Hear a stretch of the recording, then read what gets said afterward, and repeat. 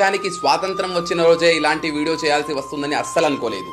అయినా ఇలాంటివి మన దగ్గర సర్వసాధారణమైపోయాయి. డాక్టర్లను దేవుళ్లుగా పోలుస్తాం. అలాంటి వాళ్లలో ఒక 31 years female on duty trainee doctor ని కోల్కతాలోని గవర్నమెంట్ హాస్పిటల్ లోపలనే కిరాతకంగా రేప్ చేసి మరీ చంపేశారు. ఒంటి మీద బట్టలన్నీ చిరిగిపోయి కళ్ల నుండి ప్రైవేట్ పార్ట్స్ నుండి రక్తం కారుతూ ఒళ్లంతా రక్తపు మరకలతో దారుణంగా చంపబడింది. దీని మీద మన సొసైటీ ఇప్పుడేం రీజన్ ఇస్తుంది?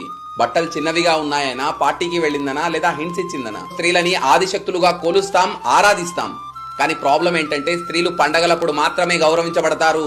వాళ్ళ సేఫ్టీ సోషల్ మీడియాలో మాటల వరకు మాత్రమే ఉంటుంది. ఇంతకుముందు ఉమెన్ సేఫ్టీ మీద చాలా వీడియోస్ చేశాను. మిలియన్లలో వ్యూస్, లైక్స్ వచ్చాయి.